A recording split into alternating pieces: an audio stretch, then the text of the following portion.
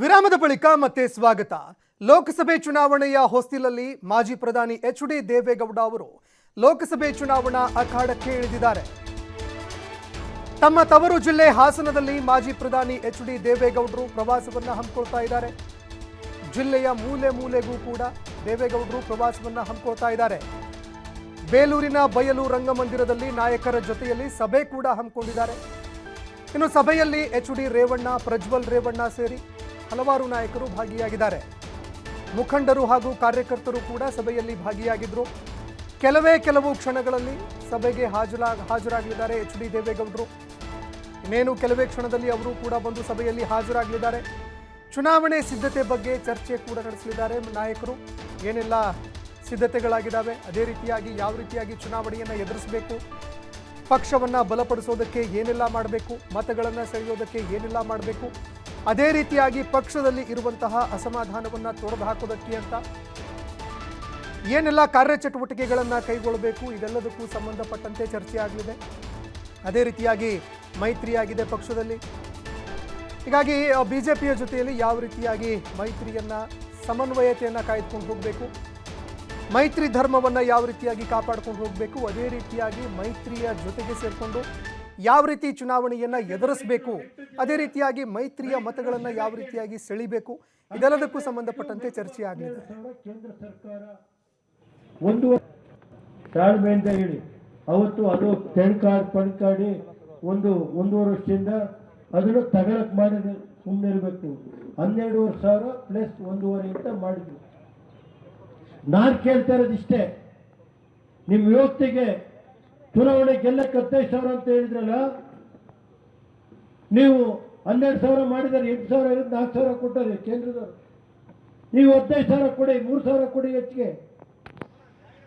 12, 3, 15 ಆಗುತ್ತೆ.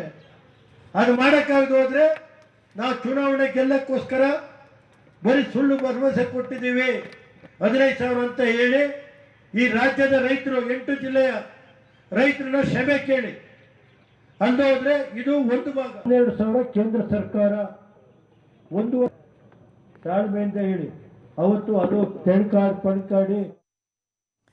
ಈ ಬಗ್ಗೆ ಮತ್ತಷ್ಟು ಮಾಹಿತಿ ಕೊಡ್ತಾ ಹೋಗ್ತಾರೆ ಪ್ರತಿನಿಧಿ ಪ್ರಕಾಶ್ ಫೋನ್ ಸಂಪರ್ಕದಲ್ಲಿ ಜಾಯ್ನ್ ಆಗಿದ್ದಾರೆ. ಪ್ರಕಾಶ್, ಇದೀಗ ಲೋಕಸಭೆ ಚುನಾವಣೆಗೆ ಸಂಬಂಧಪಟ್ಟಂತೆ ಖುದ್ದು ಮಾಜಿ ಪ್ರಧಾನಿ ಎಚ್.ಡಿ. ದೇವೇಗೌಡ ಅವರು ಅಖಾಡಕ್ಕಿಳಿತಾ ಇದ್ದಾರೆ. ಅದೇ ರೀತಿಯಲ್ಲಿ ಇವತ್ತು ನಡೆದಂತಹ ಸಭೆಯಲ್ಲಿ ಚುನಾವಣೆಯನ್ನು ಯಾವ ರೀತಿಯಾಗಿ ಎದುರಿಸಬೇಕು, ಅದೇ ರೀತಿಯಾಗಿ ಚುನಾವಣೆ ತಯಾರಿ ಬಗ್ಗೆ ಚರ್ಚೆಯಾಗಿದೆ.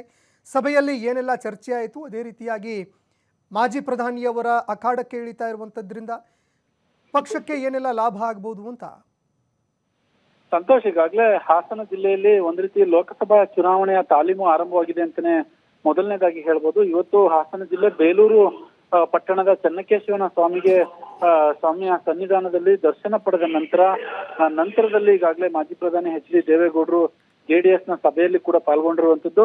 ಅಲ್ಲಿ ಸಂಸದ ಪ್ರಜ್ವಲ್ ಆಗಿರ್ಬೋದು, ಮಾಜಿ ಸಚಿವ ಎಚ್.ಡಿ. ರೇವಣ್ಣ ಆಗಿರ್ಬೋದು, ಮತ್ತೆ ಮಾಜಿ ಶಾಸಕರುಗಳು ಎಲ್ಲರೂ ಕೂಡ ಈಗಾಗಲೇ ಸಭೆಯಲ್ಲಿ ಭಾಗವಹಿಸಿರುವಂತದ್ದು. ನಂತರ ಈ ಸಭೆಯ ಮುಗಿದ ನಂತರ ಹಾಸನದಲ್ಲೂ ಕೂಡ ಸಂಸದರ ನಿವಾಸದಲ್ಲಿ ಈಗಾಗಲೇ ಮಾಜಿ ಪ್ರಧಾನಿಯವರ ನೇತೃತ್ವದಲ್ಲಿ ಸಭೆಯನ್ನು ಕರೆದಿರುವಂತದ್ದು. ಒಂದು ಕಡೆ ಯಾರ್ಯಾರು ಅತೃಪ್ತರಿದ್ದಾರೆ ಅವರು ಎಲ್ಲರನ್ನೂ ಕೂಡ ಸರಿಪಡಿಸ್ಲಿಕ್ಕೆ, ಯಾಕಂತಂದ್ರೆ ಈಗಾಗಲೇ ಹಾಸನ ಲೋಕಸಭಾ ಕ್ಷೇತ್ರದ ಅಭ್ಯರ್ಥಿ ಅಂತ ಈಗಾಗಲೇ ಪ್ರಜ್ವಲ್ ರೇವಣ್ಣರವರನ್ನ ಬಹುತೇಕ ದೇವೇಗೌಡರು ಆಯ್ಕೆಯನ್ನು ಕೂಡ ಮಾಡಿರುವಂತದ್ದು, ಅಂದ್ರೆ ಘೋಷಣೆಯನ್ನು ಮಾಡಿರುವಂತದ್ದು. ಆ ಹಿನ್ನೆಲೆಯಲ್ಲಿ ಹೇಗಾದ್ರೂ ಮಾಡಿ ಮತ್ತೆ ಜೆಡಿಎಸ್ ಭದ್ರಕೋಟೆಯನ್ನು ವಶಪಡಿಸಿಕೊಳ್ಳೋದಕ್ಕೆ ಈಗ ಮಾಸ್ಟರ್ ಪ್ಲಾನ್ ಕೂಡ ಮಾಡಿರುವಂತದ್ದು ಮಾಜಿ ಪ್ರಧಾನಿ ಎಚ್.ಡಿ. ದೇವೇಗೌಡರು.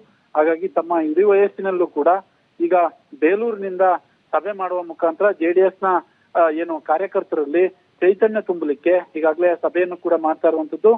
ಜೊತೆಗೆ ಇವತ್ತು ಮತ್ತೆ ನಾಳೆ ಇಡೀ ದಿನ ಸಂಪೂರ್ಣವಾಗಿ ಹಾಸನ ಜಿಲ್ಲೆಯಲ್ಲಿ ಕೂಡ ಪ್ರವಾಸ ಮಾಡ್ತಾ ಇರುವಂತದ್ದು. ನಾಳೆ ಅರಸೀಕೆರೆ ಪಟ್ಟಣದಲ್ಲೂ ಕೂಡ ಸಭೆ ಮಾಡ್ಲಿಕ್ಕೆ ಮಾಸ್ಟರ್ ಪ್ಲಾನ್ ಕೂಡ ಈಗಾಗಲೇ ಮಾಡಿರುವಂತದ್ದು. ಒಟ್ಟಾರೆ ಲೋಕಸಭಾ ಚುನಾವಣೆಯ ಅಖಾಡ ಒಂದ್ ರೀತಿ, ಅಂದ್ರೆ ಆ ಚುನಾವಣೆ ಇನ್ನು ದಿನಾಂಕ ಘೋಷಣೆ ಆಗೋದಕ್ಕಿಂತ ಮುಂಚೆನೆ ದೇವೇಗೌಡರು ಕೂಡ ಈಗಾಗಲೇ ಅಖಾಡಕ್ಕೆ ಇಳಿದಿರುವಂತದ್ದು. ಸಂತೋಷ್, ಧನ್ಯವಾದಗಳು ಪ್ರಕಾಶ್ ನಿಮ್ಮೆಲ್ಲ ಮಾಹಿತಿಗೆ.